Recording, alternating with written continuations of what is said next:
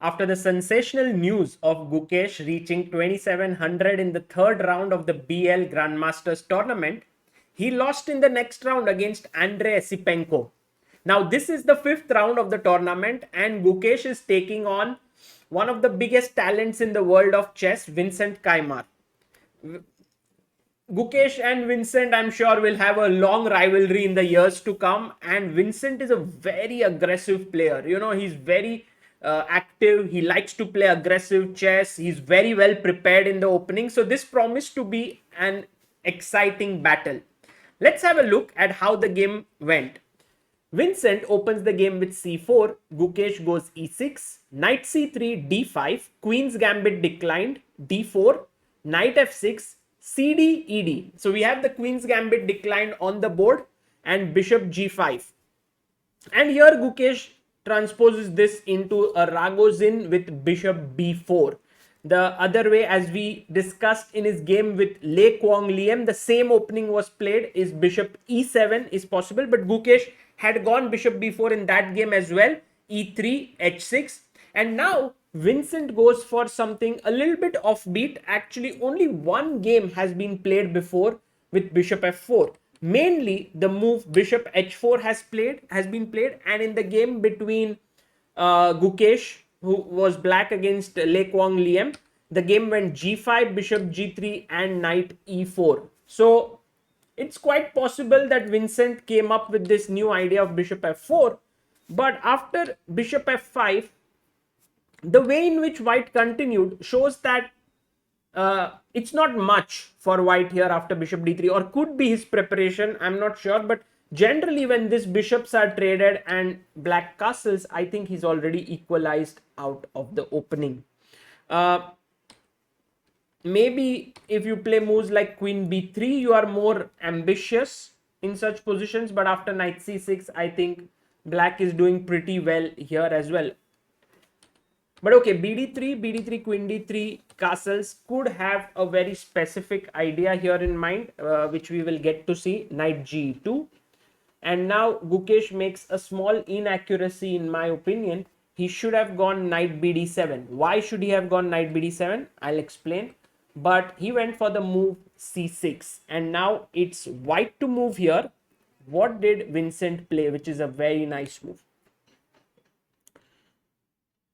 Vincent played a very typical move here, g4. And I hope you found it, because his king is still in the center. It can go long side. And if you were tempted to take this pawn, then after rook g1, this file opens up, bishop takes h6 is possible. So an excellent move by Vincent here. And the reason why I suggested knight bd7 is because if white now goes g4, then I can hit the center in one go with c5, because there's this very well-known rule that a flank attack must be met with a break in the center. But when Gukesh has already spent time with c6 to g4, he can no longer, he can play c5, but it's a waste of a tempo. So Gukesh went knight e4 here, and Vincent, very clear with his intentions, went h4. Good move. Gukesh developed his knight and a3 was played. Maybe a better move could have been f3, when Gukesh might have taken on c3, and now after b takes c3, this bishop has to move anyway. Let's say you go bishop a5 like in the game, king f2. This looks much better than what happened in the game, because rook a g1 with g5 and h5 coming up in the position. So the reason why f3 bishop a5, now this position, what has happened is that you have spent an extra move with a3 here. So black has one extra tempo, and that is useful with moves like rook e8. And now king f2 was played. Another possibility here was g5. And I think this would have been nice, because Gukesh must keep his position closed. And now g6. And I think white is in the driver's seat here. But when he played king f2, this allowed Gukesh to play knight f8. And now rook a g1 was better. But he went g5. And after h5, now g6 is not possible, because the knight defends this. So Gukesh is just in time to sort of solidify his position here. Now he's doing pretty well, and I think white mistimed his attack. Okay, bishop e5, queen d7, knight to g3, g6, and here c4 was played. f4 was also possible with the idea of f5, but I think Gukesh would have gone bishop c7 here, and let's say after takes, f5 is not really a big threat because g6 is well defended and e3 is slightly weak. So g6, there came c4, and now next move of Gukesh is something that is truly amazing. I mean, I couldn't have thought of this move. Like in my mind, the moves which come naturally are take, but then white is just doing pretty well with this very powerful center. Gukesh plays this move b5 and asks Vincent to immediately clarify the situation here. Very nice move. So see, take. Now you can drop your bishop back here, here, or to c7. The other idea is to move your rook to c8 like this and put it on c4 and get counterplayed on the c file. So very good decision. Vincent decides to keep things closed, but after bishop c7, f4, a5, you can already see that black is getting his play rolling. Rook b1, rook a d8, queen f1, rook b8, queen h3 was played.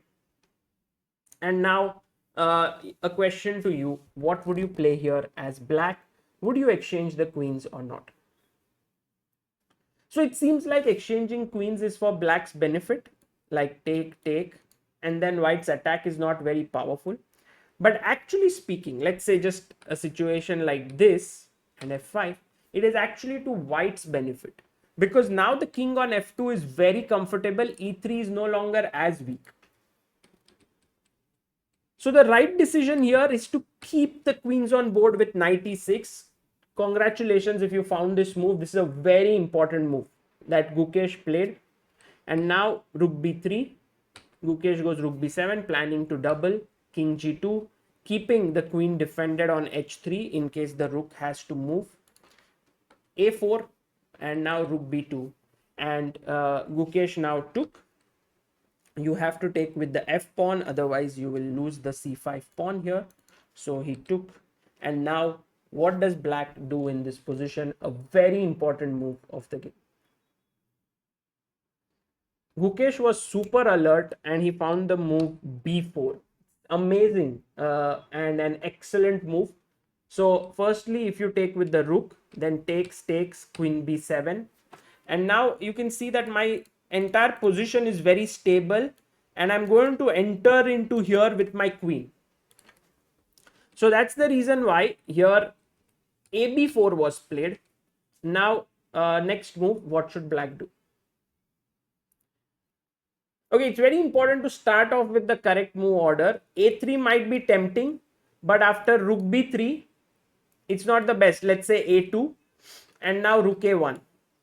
White is still fighting, and I think the position is around equal. But you start with rook b8, attacking b4, forcing him rook b1, and now next move, what do you do?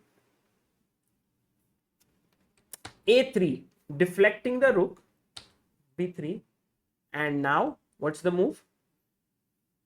a2, excellent move, hitting the rook. The rook has to go here, takes, rook b4, rook a2. And I think Vincent thought, okay, the position is fine. If he goes queen b7 here, I will go king h2, and then later bring my queen here. It should be all fine. But what is the move that Gukesh had seen here and Vincent had missed? Black to play. It's just a bone crushing move, and I'm sure Vincent had missed this. Rook takes d4. What a move. If you take e takes d4, it is clear you are losing after this fork. So he had to play queen h1, but now rook g4, and it's over. You are not material down, but you're positionally just gone. Queen b1, knight g5 was a nice move. Hg5, h4, queen f1, rook g3. So now there's no queen h3 mate because the queen is defending, but queen e6 was played. rook a7, and now an important final move here. Black to play, what would you do? The right move here is rook takes g5, and this is very important. See, if in your rush you play king g8, that's still not spoiling anything, but after this you will again have to find the winning move. And if you decide to play king g7, which is a horrible move, then check, and you are just lost here as black. White is winning. So have to be careful here. Rook g5 is an excellent move by Gukesh. Takes. Okay, if you take with the rook, king h6 looks scary, but is completely fine. Queen f7, rook f7, king h6, rook f6 was played. Rook takes e5, rook c6, rook e3, and in this position, Gukesh is 2 pawns up, and he's winning in this rook endgame. h3, king h4, check, king g3, and now he got this pawn. And these 2 pawns are slightly tricky to win, but Gukesh shows no problems. First, he brings his rook very well, so that later he can bring his king and put his rook in between. So rook e2 was a nice move.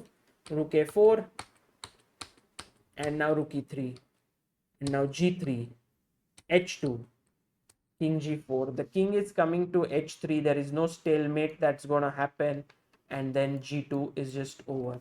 And in this way, Gukesh won his game.